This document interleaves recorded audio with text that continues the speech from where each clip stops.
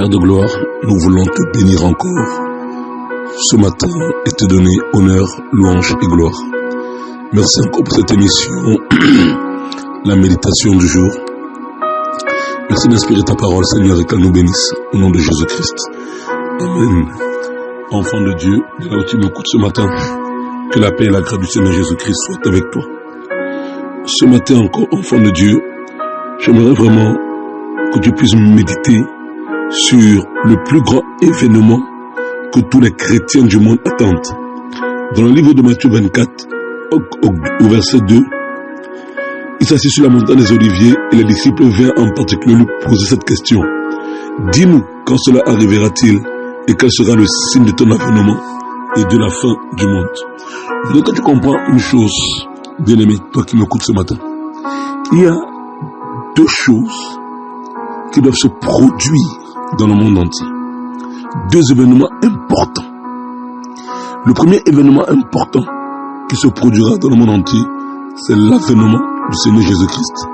Le second événement qui se produira dans le monde entier, c'est la fin du monde. Quand le Seigneur Jésus-Christ sera venu, le monde continuera. Mais dans le livre de 2 Pierre 3, verset 7, la Bible déclare que, à cause du péché, les cieux et la terre d'à présent sont gardés et réservés pour le feu, pour le jour du jugement et de la ruine des hommes impies. Ce matin, nous allons plutôt nous attarder sur l'avènement de Jésus-Christ, qui est l'enlèvement de l'église de la terre. Je voudrais te poser une question ce matin. Je voudrais que toi-même, tu y réfléchisses et que tu consultes le Seigneur avec vérité et sincérité par rapport à cela, ou que toi-même tu répondes avec sincérité à cette question.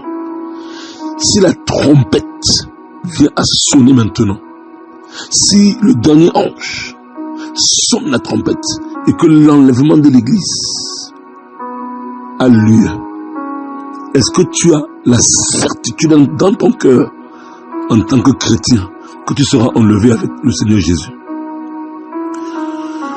À quoi servirait-il à un chrétien de vivre son christianisme si ce n'est pas pour être enlevé avec le Seigneur Jésus-Christ quand il reviendra? Ce n'est pas le jour de l'enlèvement que tu auras la certitude d'être enlevé. De toute façon, le jour de l'enlèvement, ce sera de manière subite. Il sera trop tard. C'est maintenant.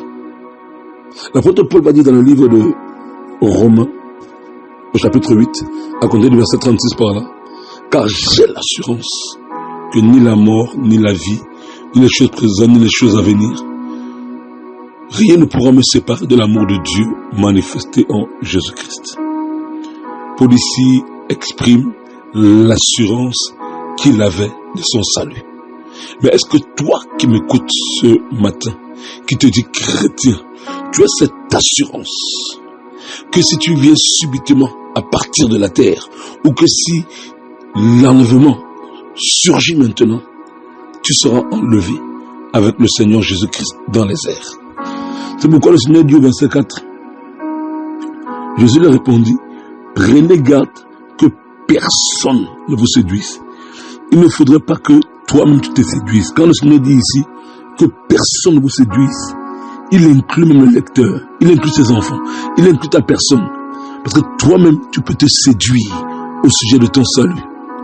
Dans la Bible, on nous parle de la parabole du publicain et du pharisien qui était dans le temple. La Bible déclare que le pharisien se vantait de sa religion. Il disait, je ne mens pas, je ne vole pas, je ne triche pas, voilà.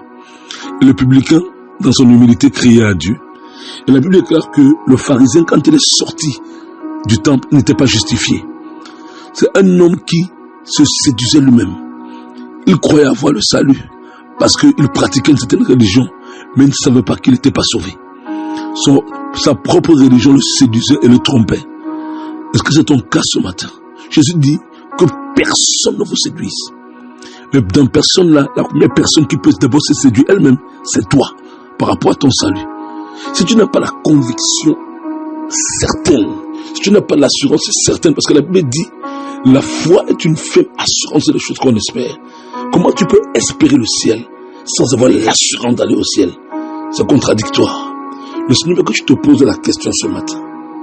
Si la trompette sonne, es-tu certain, es-tu certaine que tu seras enlevé avec le Seigneur Jésus? Parce que si tu loupes l'enlèvement, tu ne pourras pas louper la tribulation. Alors je te posais la question ce matin, et ce n'est même pas moi, c'est le Seigneur qui te l'a posé ce matin. Beaucoup viennent à l'église, mais viennent-ils réellement pour chercher leur salut éternel, ou pour chercher une guérison d'abord, une bénédiction, un enfantement? Tu peux obtenir toutes les bénédictions de la terre, mais si tu rates l'enlèvement, si tu rates ton éternité, tout ce que tu auras obtenu ne t'aura absolument servi de rien. Pose-toi la question à toi-même ce matin. Seigneur, si tu reviens maintenant, est-ce que je partirai avec toi? Sois béni au nom puissant de Jésus-Christ de Nazareth. Amen.